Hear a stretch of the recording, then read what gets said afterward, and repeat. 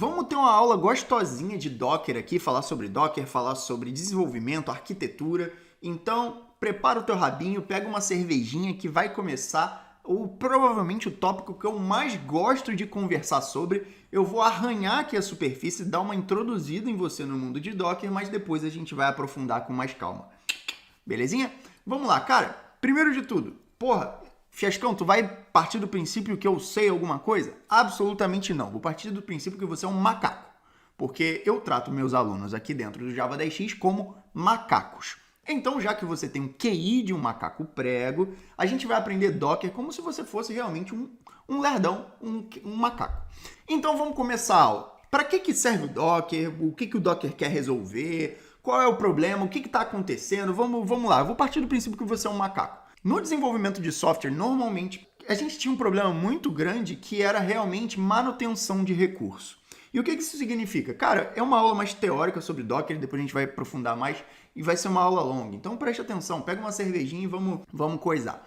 Digamos que no passado, sabe como que funcionava? A gente tinha um hardware. E o que é um hardware? Um PCzão. É um PC com um processador do cacete, memória pra cacete pra dar e vender.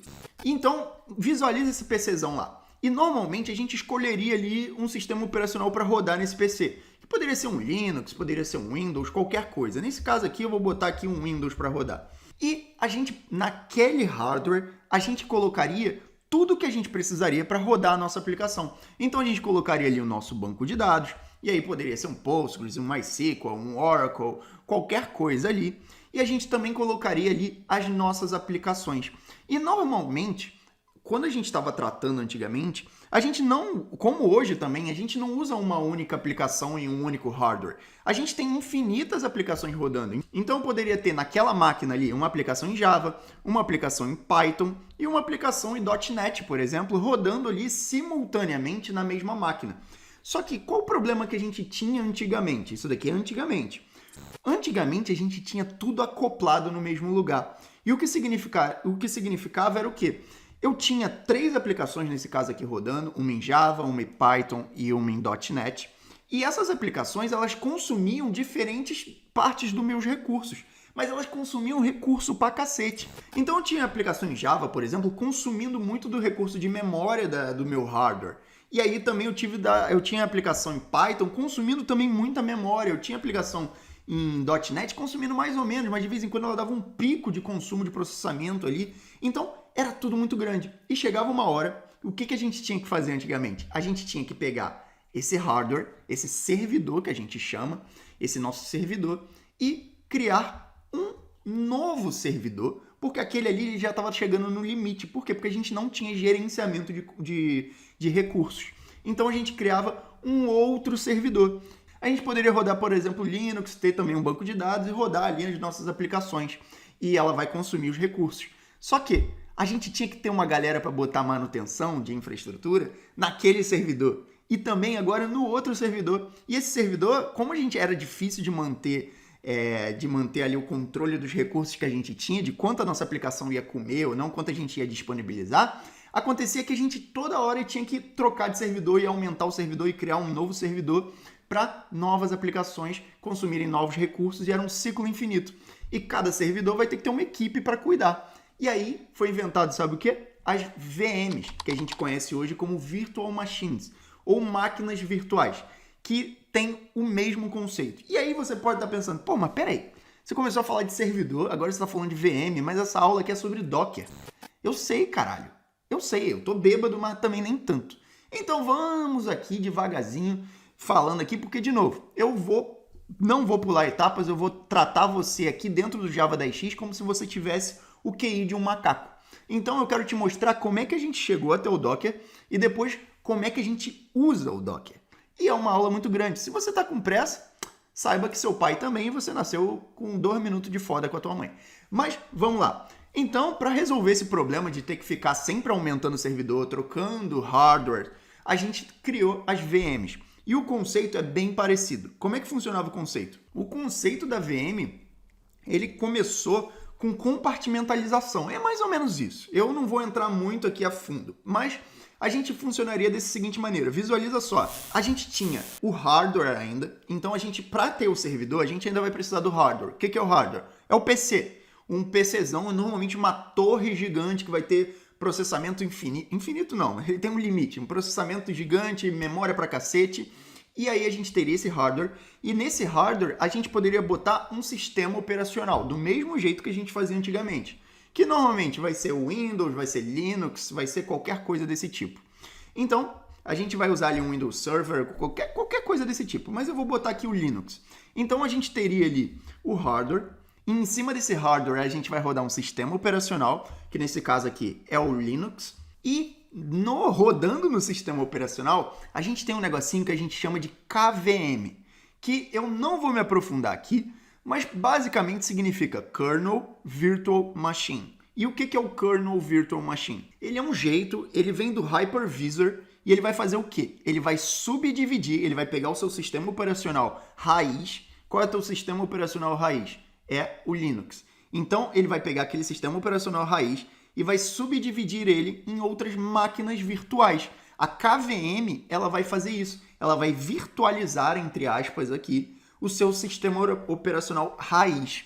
E o que isso significa? O que significa que ele vai criar outro, basicamente, computador com base no teu sistema operacional, com base no teu hardware, ele vai criar outro computador ali, que pode ter o seu próprio sistema operacional. Então a gente pode ter, com KVM, gerar uma virtualização, por exemplo, de um sistema operacional Windows.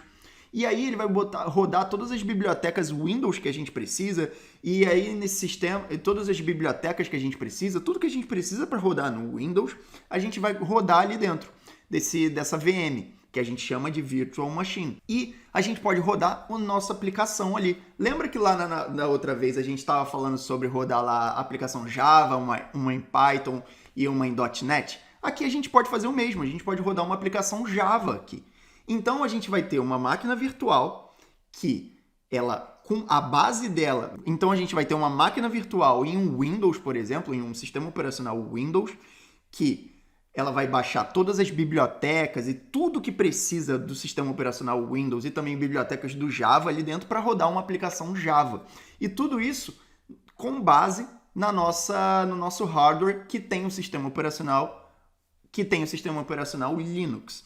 E a gente pode ter quantas VMs a gente quiser. É normal a gente ter 2, 3, 4 VMs. Então a gente poderia ter uma outra VM rodando agora Linux. Ele também vai baixar todas as bibliotecas que ele precisa. Por quê? Porque a gente vai rodar agora um aplicativo Python ali dentro e deixar rodando.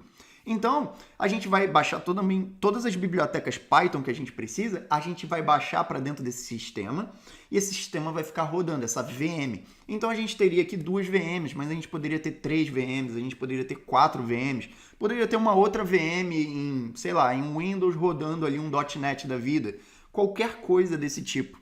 Então, é muito mais escalável do que a solução anterior. Então, a gente tem 2 VMs com 2 sistemas operacionais, porém, esses 2 sistemas operacionais eles rodam simultaneamente, porém, eles vêm do mesmo sistema operacional base, que é o sistema operacional do nosso hardware, que é o Linux aqui no nosso caso. Então, um hardware Linux foi subdividido com a KVM, o Kernel Virtual Machine, subdividiu ele em 2 VMs, uma que usa Linux e está rodando ali Java, e outra que usa o Windows e está rodando ali Python. E também pode dividir em outras e por aí vai. A VM, ela é melhor do que a solução anterior, com certeza.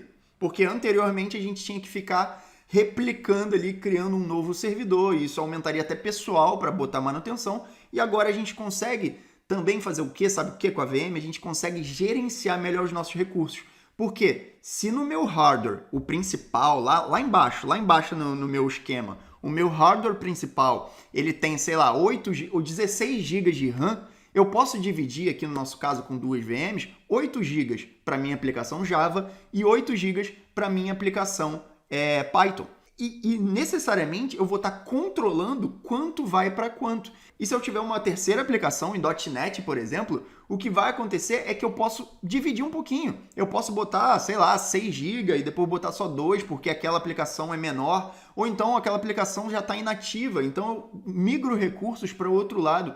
Então a migração e o gerenciamento de recursos é muito bom. E era a solução perfeita, porém não tão perfeita assim. Aí você pode estar me perguntando, pô, mas por que não era tão perfeita a VM? Porque parece muito perfeito. Bom, parece. Por quê? Porque as VMs ela tem vários problemas trabalhar com VM. O principal problema que você pode estar pensando é o seguinte, cara, o meu hardware raiz, aquele hardware que eu alugo, por exemplo, da Hostinger, por exemplo, ou da AWS, normalmente esses serviços, esses hardwares, são literalmente hardwares, são bare metals, que a gente chama de bare metals, são máquinas mesmo, que a gente aluga. Então a gente alugaria um hardware e rodaria uma VM ali dentro.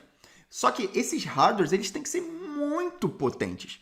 Mas muito potente, é muita memória que a gente está falando, é muito processamento que a gente está falando. E é por isso que se você entrar, por exemplo, na Hostinger, você vai ver diferentes planos. Você vai ter um plano em que você tem um hardware com 8 GB de RAM, tem um plano que tem com 16, tem um plano que tem com 32, tem um plano com 128. Enfim, vai aumentando, tem como você aumentar processamento, enfim, vai cada vez mais escalonando. E esses hardwares têm que ser muito grandes. Mas qual é o problema disso? Então, o problema é esse, porque para escalar é muito difícil, a demanda é muito grande. Porém, a VM ela é boa por quê? Porque uma aplicação ela pode morrer. Por exemplo, a aplicação Java, que eu estou rodando Java no Windows, a minha VM de Windows que está rodando a aplicação Java, ela pode cair. Isso não afeta em nada a minha outra aplicação em Python que eu estou rodando ali no Linux, por exemplo. Mas como eu falei, a gente tem esse problema de o nosso hardware principal ele tem que ser realmente muito robusto. E um outro problema da VM também, e aí você pode estar pensando, caralho, vai direto para Docker, eu coloquei aqui. Meu irmão, se tu quer saber só de Docker, pau no seu cu, eu tô falando realmente como funciona aqui, questão mais de engenharia. Mas por quê? Porque o que vai acontecer com a VM? Um outro grande problema da VM é que, sabe essa partezinha que a gente tem ali entre a nossa aplicação e o nosso sistema operacional na VM, que são as bibliotecas? Então, normalmente quando a gente usa uma VM, a gente baixa muita coisa. Muita coisa que não necessariamente a gente precisa. Isso consome muito recurso do nosso bare metal, isso consome muito recurso do nosso hardware. E é por isso que as VMs, elas são boas, muito boas, comparadas à nossa solução anterior para gerenciar recursos. Porém, elas ainda gastam muito recurso, porque a gente tem que baixar praticamente várias bibliotecas, a gente tem que baixar várias bibliotecas, várias coisas que a gente vai pegar com o nosso sistema operacional. Então, se a gente está botando Windows na nossa VM, a gente vai baixar muita coisa que não necessariamente a gente vai querer para usar só o Java, entendeu? Então, se a gente tem que estar usando a nossa VM Linux, a gente vai fazer exatamente a mesma coisa. Então, as bibliotecas, normalmente, elas vão baixar muita coisa que não necessariamente você vai usar. Isso vai consumir espaço, isso vai consumir processamento, isso vai consumir memória, isso vai gastar recurso. E cada vez que você gasta, você normalmente está alugando isso. E cada vez que você gasta, você paga mais no final do mês, porque você aluga mensalmente. E aí entra o cara do nosso vídeo, que é o Docker.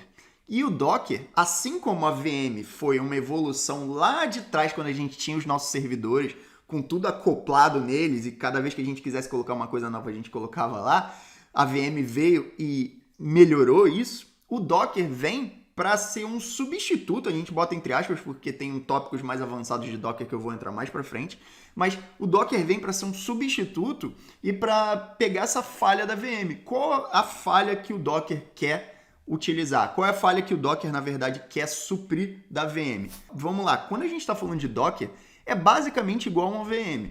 E quem não entende muito de Docker, nem de VM, diz que é a mesma merda, mas não é. Eu vou te explicar. Grava bem ali, mais ou menos, como é a estrutura ali de uma VM. E agora vamos ver como que é a estrutura no Docker. A estrutura de hardware, a gente ainda vai ter. A gente ainda vai ter que ter uma máquina e disponibilizar recursos, disponibilizar processamento, disponibilizar memória. Isso daí não tem como fugir.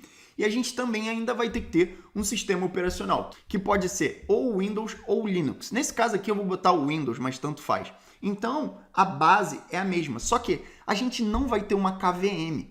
Por quê? O que é a KVM? A KVM era o que a gente usava lá na VM, lá na Virtual Machine, justamente para virtualizar o nosso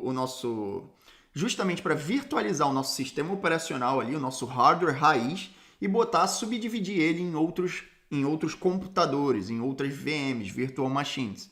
Só que, quando a gente está tratando de Docker, a gente não tem a KVM. O equivalente a KVM para o Docker é o Docker Daemon, que é o lugar onde a gente vai executar outra coisinha, é o lugar onde a gente vai executar o que a gente chama de imagem. E eu vou me aprofundar mais nisso mais para frente. Mas, basicamente, a gente vai poder rodar ali em um container, e esse container vai ter também ali um sistema operacional, vai ter tudo ali, e a gente pode rodar a nossa aplicação Java, por exemplo. A gente pode ter um outro container, por exemplo, rodando uma aplicação Python, por exemplo. Então, a gente tem 2 diferentes containers rodando ali dentro. Mas, pô, tu pensa assim, mas qual é a diferença? Porque só mudou o nome, agora é Docker Daemon e antes era KVM. KVM era até melhor de falar. Então, qual é realmente a diferença de uma VM para um Docker? É porque quando a gente está usando Docker, quando a gente está usando imagem, que eu já vou falar mais para frente o que é, quando a gente está usando Docker, não necessariamente a gente precisa instalar tudo que nos é oferecido. Como assim? Lembra do problema que a gente tinha lá na VM, em que a gente tinha ali, na nossa máquina virtual, a gente tinha o sistema operacional Windows, por exemplo, que tinha as bibliotecas, a gente tinha que baixar tudo e também depois baixar as bibliotecas do Java? No container, no Docker, na verdade, a gente não passa por esse problema, porque o Docker ele sempre vai usar o mínimo de recurso possível. E como é que isso se traduz para o teu cérebro de macaco? Isso se traduz da seguinte maneira: toda vez que você está usando o Docker, você só vai usar o mínimo possível para rodar a aplicação. Então, a tua aplicação é o quê? Uma aplicação Java que tu vai rodar, é o quê? Uma aplicação Java. Você só vai baixar as bibliotecas exatas que você precisa para a tua aplicação. Você quer rodar o quê? Um banco de dados? Você quer rodar uma imagem no banco de dados, subir ali? Você só vai usar realmente aquela imagem do banco de dados e as bibliotecas necessárias para rodar aquilo ali. Nada além do que você precisa para rodar, você vai rodar. E o Docker proporciona isso para a gente. É uma tecnologia que veio justamente para suprir essa falta. E o gerenciamento de recursos, quando a gente está tratando de Docker, é muito melhor. E outra coisa que também é muito melhor é que eu vou ter certeza de que quando eu estou rodando a minha aplicação via Docker, subir uma imagem, estou rodando alguma coisa ali, todas as pessoas que tiverem acesso àquela imagem, elas vão estar usando a mesma versão, por exemplo, do aplicativo que eu. E eu vou falar isso mais para frente sobre versão, quando a gente se aprofundar um pouquinho mais em como é que funciona o executável do Docker. Mas o que acontece é o seguinte: quando a gente está tratando com o Docker, a gente só está usando o que a gente quer, o que a gente precisa, na verdade, literalmente só o que a gente precisa, e isso economiza recurso. E outra coisa é que a gente vai conseguir controlar a versão, porque a gente usa um negocinho que a gente chama de imagem. E o que é a imagem? A imagem, literalmente, ele é um aplicativo, teoricamente, é um executável do que a gente quer usar, da nossa aplicação. Então, vamos lá. Nesse projeto que a gente vai fazer aqui, a gente vai querer usar, por exemplo, uma imagem do Postgres. Por quê? Porque não necessariamente eu vou querer instalar o Postgres na minha máquina. Eu vou ter uma imagem do Postgres rodando. E essa imagem ela tem uma versão do Postgres. E essa imagem ela tem as bibliotecas do Postgres. E toda vez que eu pegar essa imagem e jogar para dentro do daemon, e executar essa imagem, o que vai acontecer é que tudo que eu preciso para rodar o Postgres vai aparecer ali para mim sem eu precisar instalar nada. Toda vez que você lida com Docker, você tem que saber que você só está usando o mínimo que você precisa para rodar. Isso economiza muito recurso. O que significa que eu posso ter um container rodando um sistema operacional com uma aplicação Java, eu posso ter um outro container rodando outro sistema operacional, rodando uma aplicação Python, que vai estar economizando muito recurso comparado a uma VM. Eu posso ter infinitos containers com infinitas aplicações rodando ali, e todas elas sempre vão estar usando o mínimo possível. Vão usar o mínimo possível de processamento, o mínimo possível de memória, porque elas não vão gastar tempo nem recursos com bibliotecas desnecessárias, por exemplo. Mas a gente vai se aprofundar mais nisso. Não se preocupa não, que eu vou falar um pouquinho mais sobre isso. E aí você pode estar pensando, Fescão, mas você falou para mim que então uma imagem, ele é tipo, eu pego uma imagem e jogo para dentro do daemon para virar um executável. Então, o que acontece é que eu não preciso instalar as coisas, você não precisa instalar as coisas. Porque o Docker vai funcionar basicamente como um computador remoto.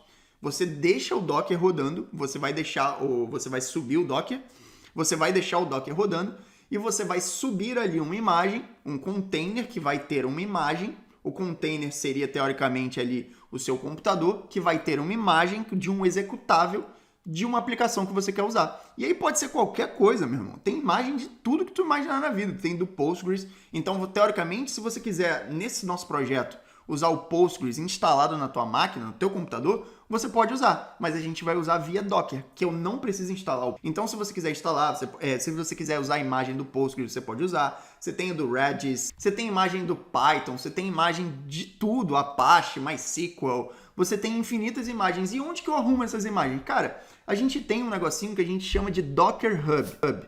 E o Docker Hub, ele é basicamente um compêndio, uma picalhada do caralho. É tipo uma biblioteca em que a gente vai e encontra várias imagens já pré-prontas que a gente pode só subir no nosso container e rodar. Então, se eu subir no meu container, se eu tenho meu container, eu subo essa imagem no meu container e, por exemplo, do banco de dados do Postgres e conecto a minha aplicação Spring, eu não necessariamente preciso ter o Spring na minha máquina. Quem está rodando o Spring é o Docker.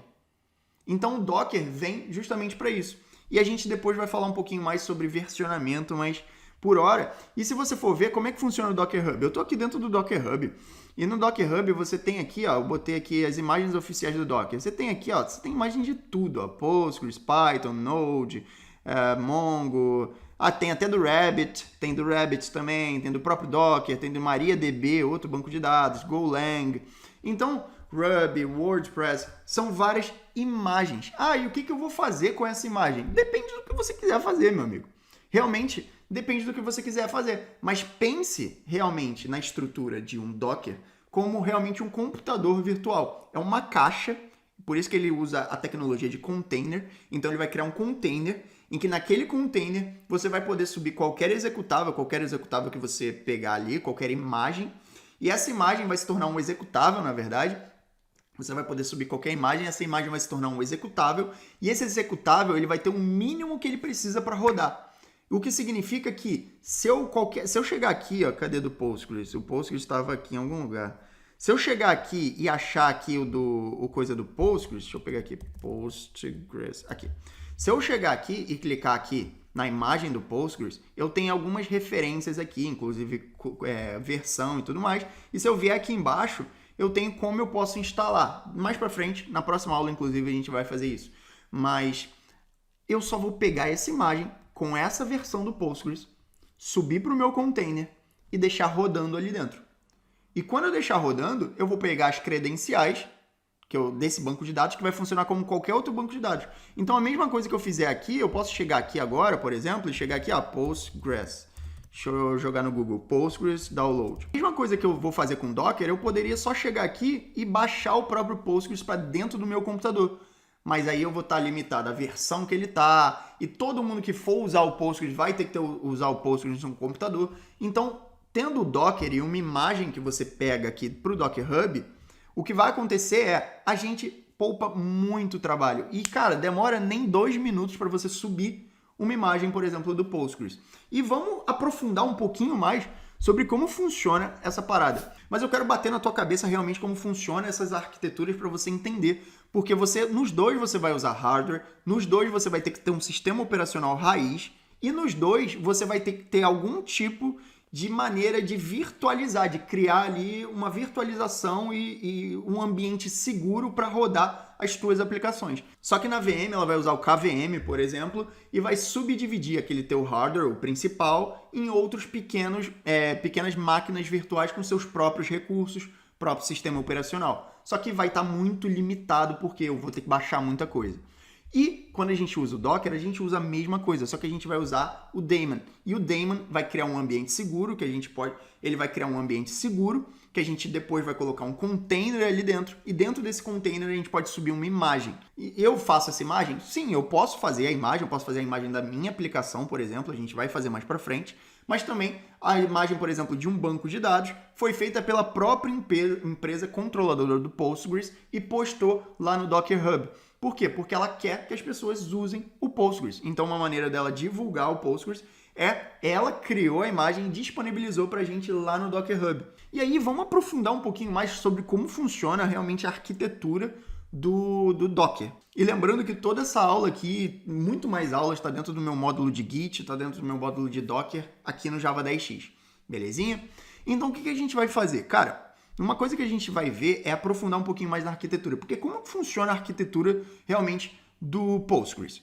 Porque como funciona realmente a arquitetura do Docker? Vamos lá. Primeira coisa, como é que a gente pode executar? Tem várias maneiras da gente executar o Docker, porque o Docker não vem da casa do caralho, você tem que saber. Assim como o Git, a gente teve que baixar o Git quando a gente foi usar, o Git não vem no nosso computador de fábrica, o que a gente tem que fazer também é baixar o Docker. Tem várias maneiras da gente fazer isso. Você pode usar Docker via terminal, que é literalmente usar pelo terminal, como a gente usa o nosso Git, ou então usar o Docker Desktop, se eu não me engano. Deixa eu ver aqui, Docker Desktop. E você vai baixar a versão executável do Docker, que você pode baixar aqui para Mac, para Windows, para Linux, tanto faz. E você vai ter um dashboard, vai ter uma IDE ali, para você controlar os seus containers, para você controlar os seus volumes. E eu vou falar mais a fundo o que é um container, o que é um volume ainda nessa aula. É uma aula gigante, então se prepare. Mas eu particularmente não gosto de usar o executável do Docker, mas nada contra, eu uso de vez em quando, mas eu prefiro e vou usar nesse curso aqui o via terminal. Então você pode usar via terminal ou via o executável mesmo, o Docker Desktop. Do mesmo jeito que o GitHub tem o GitHub Desktop, mas eu prefiro usar o terminal. Então a gente tem ali a parte de cliente, que você tem essas duas opções para você usar. E aí a gente vai para a parte do executável. Por quê? Porque a gente vai subir ali um container, a gente vai subir alguma coisa, e o que a gente vai precisar fazer é, toda vez que a gente quiser executar algo na nossa aplicação Docker, a gente vai usar ali o daemon. E o daemon é justamente esse ambiente controlado em que a gente vai colocar os nossos containers e as nossas imagens. E o que a gente vai fazer? A gente vai pegar, por exemplo, a gente quer trabalhar com Postgres, a gente vai subir um container e nesse container a gente vai colocar a imagem do Postgres para rodar ali dentro. E simplesmente isso. Porra, a imagem vem de onde? Do Docker Hub. Quem subiu a imagem lá no Docker Hub? Fui eu? Não. Quem subiu a imagem lá no Docker Hub foi o próprio controlador do Postgres, que eu não sei quem é. Mas ele subiu lá e é oficial. Então a gente vai usar um executável do Postgres e a gente não necessariamente tem o Postgres instalado na nossa máquina. A única coisa instalada na nossa máquina que a gente vai ter vai ser o próprio Docker. O Docker está instalado na minha máquina, o que me permite usar outros aplicativos via Docker. E isso me permite também ter um controle muito maior que a gente vai falar mais para frente durante o desenvolvimento desse curso. Mas outra coisa também que eu posso ter vários containers ou várias coisas ali dentro. Eu posso subir um outro banco de dados, por exemplo, o MongoDB, um outro container, por exemplo, ali e executar ali dentro do daemon. E eu posso subir só banco de dados, Fiascão? O Docker só serve para banco de dados? Não. O Docker você pode subir também o Rabbit, por exemplo, o Rabbit. Você pode subir o RabbitMQ, por exemplo, se você quiser, que também é um jeito. Se você quiser subir o Rabbit, você pode subir. Você pode subir qualquer imagem que você achar lá no Docker Hub e, obviamente, utilizar de acordo com o que você precisa utilizar. Então, você vai subir pelo terminal ou então subir essa imagem via Docker Desktop e essa imagem vai ser executada ali dentro de um container que está rodando ali dentro do daemon. Então, eu quero que você saiba que o daemon é esse ambiente em que a gente executa a nossa aplicação Docker e o container é esse ambiente seguro onde a gente vai colocar as nossas imagens e executar elas. E lembrando, a diferença é que a gente só vai usar o mínimo possível. Então, depois que eu pegar a imagem lá do Docker Hub, eu não necessariamente preciso fazer nada. Tudo que eu preciso para rodar o Postgres, por exemplo, o RabbitMQ, por exemplo, que eu criei um container aqui, tudo que eu preciso está só naquela imagem. E quando eu subir, der um pull, então quando eu der um pull, e quando eu executar, subir esse container e rodar esse container, o que vai acontecer é que tudo vai rodar como tem que rodar. Eu não preciso fazer alteração nenhuma no meu Postgres, eu não preciso fazer alteração nenhuma no meu MongoDB, eu não preciso fazer alteração nenhuma. Eu vou rodar a versão que está lá naquela imagem. E lembrando, a gente também tem como a gente criar as nossas próprias imagens. Então, mas, pô, em qual usabilidade eu criaria minha imagem, Fiasco? Imagem de que você está falando? Bom, eu não vou criar o meu banco de dados, isso não existe. Eu vou criar a imagem da minha aplicação. Então, eu vou te mostrar depois, eu posso criar uma imagem da minha aplicação, onde ele vai ser um executável, e eu posso passar isso para outra pessoa, onde ele vai ser ótimo para ser executado lá no container da outra pessoa. Eu posso passar isso para outra pessoa e vai ter tudo instalado. Essa pessoa vai pegar essa imagem que vai conter tudo, todas as dependências, todas as versões, tudo que ela precisa para rodar a minha aplicação vai estar nessa imagem. Então a gente pode sim subir uma imagem nossa, da nossa aplicação, para outra pessoa, dar para outra pessoa. E aí a gente usa um negocinho que a gente chama de registry. E a gente tem uma maneira de registrar isso. Onde que eu vou colocar a minha imagem? Bom, tu vai colocar a tua imagem da tua aplicação no mesmo lugar que o dono do Postgres colocou a imagem da aplicação dele. Teoricamente, o que você está fazendo é a mesma coisa que o dono do Postgres, o dono do Rabbit, o dono de qualquer outra aplicação que tenha uma imagem lá em cima no Docker Hub, vai fazer. Ele vai subir no Docker Hub. Então, eu posso subir, por exemplo, a imagem da minha aplicação no Docker Hub com tudo que eu preciso de versão, de dependência, tudo que eu preciso, passar para outra pessoa, para ela rodar na máquina dela e trabalhar lá, e eu posso passar pelo link do Docker Hub.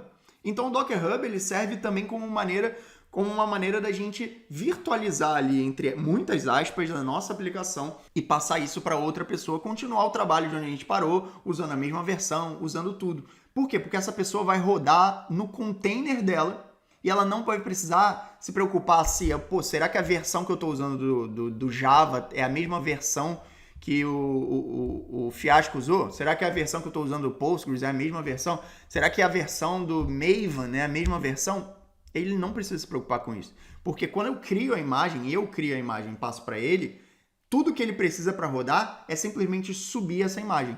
E simples assim. Por isso que Docker é uma tecnologia, talvez uma das tecnologias mais fodas que foram inventadas em muitos anos, sabe? Então, a gente tem essa camadinha de registry, que é justamente onde a gente vai guardar a nossa aplicação ali, onde a gente vai guardar, na verdade, a nossa imagem. E a gente vai guardar no mesmo lugar que o Postgres guarda, que é o Docker Hub. Então, cria uma conta no Docker Hub conectada com a tua conta do GitHub, porque assim como o GitHub ele guarda o nosso código, o Docker Hub ele vai guardar também as nossas imagens. E é comum você ter várias imagens, você salvar, por exemplo, a imagem do Postgres para usar e subir logo. Então, é muito comum você usar o Docker Hub diariamente, assim como você usa o GitHub diariamente. Só que agora a gente pode partir para outro ponto. Por quê?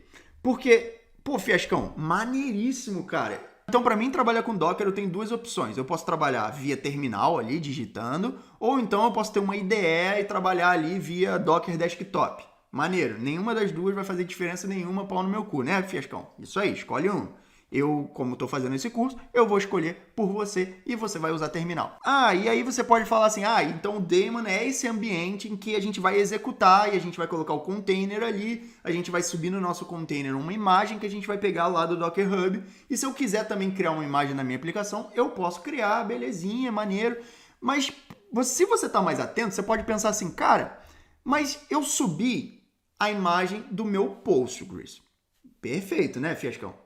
E aí, vamos dizer que eu conectei o Postgres minha aplicação Spring, a minha API que nem o nosso último projeto de cadastro de ninjas que a gente estava fazendo lá no nosso módulo de Spring.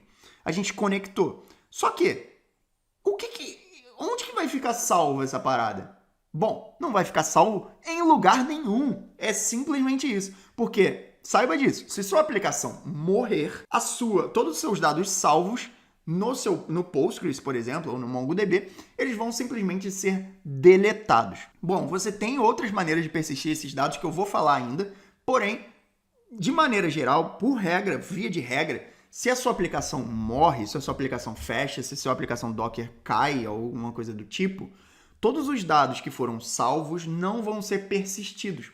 Então, o Docker, ele é excelente quando a gente fala de desenvolvimento, mas não quando a gente fala de produção. E tem muita gente que vai ficar puta com essa parada, porém, é verdade, e eu vou me aprofundar mais nisso nas próximas aulas. Porém, saiba que o Docker ele é ótimo para desenvolvimento. Então, quando eu tenho que subir ali um banco de dados rápido, um MongoDB rapidinho para me fazer minha aplicação, pô, perfeito. Se eu tenho que testar a aplicação de um parceiro meu, não sei o que, manda aqui. Ele vai dockerizar a aplicação dele, vai mandar para mim, subo, perfeito. É rápido, é prático. Porém, a persistência de dados, cara, não é tão bom assim. Obviamente, você tem outras coisas, o Azure, a AWS. Eu não vou entrar muito nesse papo aqui agora, não. Mas fique com isso na sua cabeça. Docker é excelente para desenvolvimento, mas nem tão bom para produção. E eu vou aprofundar muito nessa opinião mais para frente. Mas saiba disso. Porra, então não vai me servir de nada, né, Fiascão? Porque eu vou criar ali uma aplicação Postgres. E, na verdade, quando eu fechar ali, meu PC desligar daqui a uma semana, quando eu voltar, cadê os dados que eu salvei? Cadê os ninjas que eu salvei? Cadê os dados do meu usuário? Porra, isso daí vai putaria, né, Fiascão? Então não adianta de nada o Docker. Cara, adianta sim, porque a gente tem no Docker também uma coisinha que a gente chama de volumes, ou então volumes, que justamente vem para lidar com isso. Então a gente vai entrar mais ainda. Lembrando, a gente começou lá em cima com o servidor, falando de como era, depois a gente foi para o Virtual Machine, depois a gente falou a diferença para o Docker, como funciona Docker, a diferença para o Docker, depois a gente está aprofundando em Docker, falando como funciona o Registry, o Client e o Daemon, e agora a gente vai entrar mais a fundo ainda, falar como funcionam os volumes. Por quê? Porque o que são os volumes então, Fiascão? Bom, os volumes eles são justamente uma maneira, vamos botar aqui que é um quebra-galho, para a gente trabalhar com a persistência dos nossos dados. Por quê? Porque, como eu falei, se você sobe uma aplicação, se sobe uma imagem do Postgres, você conecta sua aplicação Spring, você começa a trabalhar, fazer os seus registros ali, salvar, deletar, editar e tanto faz, guarda o nome dos seus usuários, guarda dados dos seus usuários ali, perfeito. Ao momento que a sua aplicação morre, o que vai acontecer é que você vai perder os dados dos seus usuários porque não existe a persistência nesses dados. Não existe entre aspas. Eu sei que se você sabe Docker um pouquinho mais a fundo, esse tópico pode ser complicado, mas eu não vou entrar aqui e me aprofundar muito nisso agora, nessa aula. Mas saiba que não é bom para produção e sim para desenvolvimento. Então, mas a gente tem os volumes. Por quê? Porque a gente tem ali a nossa máquina. E a nossa máquina vai estar rodando, por exemplo, um sistema operacional, o Windows, por exemplo. E o meu Windows, ele vai estar rodando, sim, Docker. Eu vou ter um Docker ali dentro. Eu vou ter a minha aplicação Docker rodando ali dentro do meu sistema operacional. Concorda comigo? Então eu tenho meu sistema operacional com RAM, com processamento, com processador, tem tudo ali. Eu estou rodando o sistema operacional, Linux, Windows, tanto faz. E eu estou rodando ali dentro do meu sistema operacional o Docker. E aí eu vou subir um container, então o Docker trabalha com essa arquitetura de containers, então eu tenho ali meu container e nesse container eu vou colocar ali a imagem, por exemplo, do Postgres. Porém, o que eu estou te afirmando aqui é que dá sim para você fazer deploy com Docker, porém, certos tipos de operações são melhores quando feitas só em desenvolvimento. Eu não vou me aprofundar nessa aula aqui, porque ela já está extensa demais nesse ponto. Mas na próxima aula, nas próximas aulas, eu vou voltar nesse tópico. Então, o que eu estou te dizendo aqui é que os dados não vão persistir. Porém, a gente tem como usar volumes, ou então volumes, que é basicamente a gente conectar ali na nossa aplicação Docker, que está rodando dentro do nosso sistema operacional, que está dentro do nosso hardware, a gente rodar ali, a gente colocar ali uns volumes que vão tratar de persistir esses dados. Então, mesmo que minha aplicação desligue, esses dados eles vão ser persistidos nos volumes. Então, a gente tem ali volumes. Mas aí você fala assim, porra, então perfeito. Perfeito. Porque aí eu não preciso de mais nada. Eu quero usar o quê? Um MySQL? Então, já entendi. Eu subo a porra da imagem. Eu tenho a minha aplicação. E aí eu baixo ali o Docker. E aí no meu Docker eu crio um container. Subo uma imagem do MySQL. E pau no cu do mundo. Faço um volume e pau do cu do mundo. Meu usuário vai ser salvo ali, vai ser jogado para um arquivinho do volume E quando eu desligar a aplicação, por mais que ele zere, quando ele reiniciar, ele vai pegar os volumes, tudo que já tem. É perfeito. Porra, Docker é muito bom, é por isso que é o melhor do mundo. Você tá certo e errado ao mesmo tempo. Mas o que você não leva em consideração é que quando você trabalha com volumes, e aí eu vou me aprofundar mais nisso para as próximas aulas, quando você trabalha com volumes, o que acontece é volumes não têm a mesma funcionalidade que um banco de dados. Os volumes não têm a mesma funcionalidade que um banco de dados. Eles são parecidos, porém você não tem toda a liberdade, todas as funcionalidades que você tem quando você está trabalhando com um banco de dados. Então, os volumes eles fazem parte da arquitetura do Docker. Porém, você não tem toda a estrutura que você teria quando você está trabalhando ali com um banco de dados, com o próprio Postgres raiz. Você não tem toda a estrutura. Não é a mesma coisa. E eu não vou conseguir te explicar nesse vídeo aqui por que não é a mesma coisa, mas para as próximas aulas eu prometo que eu volto e te explico aqui e você vai falar assim, então era por isso. Então, o trabalhar com volumes, ele vai ser um quebra-galho, ele vai persistir os seus dados, porém você não tem todas as funcionalidades, você não tem toda a estrutura que você teria caso você tivesse, sim, um banco de dados instalado na tua máquina, fora do container e dentro do sistema operacional. E eu vou me aprofundar muito sobre isso, eu vou me aprofundar também em outros tópicos, mas eu espero que tenha ficado entendível por que a gente usa Docker e por que Docker são melhores que VMs e por que VMs eram melhores do que os servidores que a gente tinha antigamente e como tudo foi desenvolvido, e eu espero que realmente tenha ficado entendível para você. E essa aqui é só uma aula introdutória sobre Docker e eu espero aprofundar muito mais nesses conceitos.